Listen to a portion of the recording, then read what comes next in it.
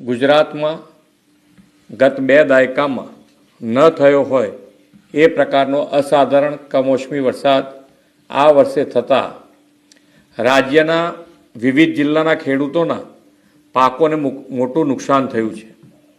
આ સંદર્ભે મેં તથા મારા સાથી મંત્રીઓએ જુદા જુદા જિલ્લાઓમાં જઈને અસરગ્રસ્ત ખેડૂતોની સાથે પ્રત્યક્ષ વાતચીત કરીને તેમની સ્થિતિ જાણી હતી। કુદરતી આપત્તિની આ ઘડીમાં ધરતીપુત્રોની વ્યથાને સમજીને રાજ્ય સરકાર પૂરી સંવેદનાથી તેમની પડખે ઊભી છે।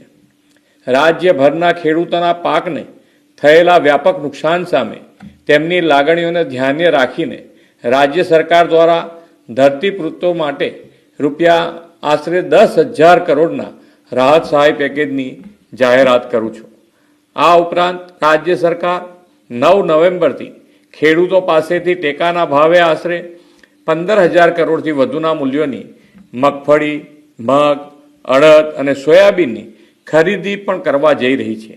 અન્નદાતાઓની આર્થિક સુખાકારીની ચિંતા પોતાના માથે લઈને રાજ્ય સરકાર તેમની સહાયતા માટે હંમેશા પ્રતિબદ્ધ હતી, છે અને રહેશે તેવો વિશ્વાસ આપું છું।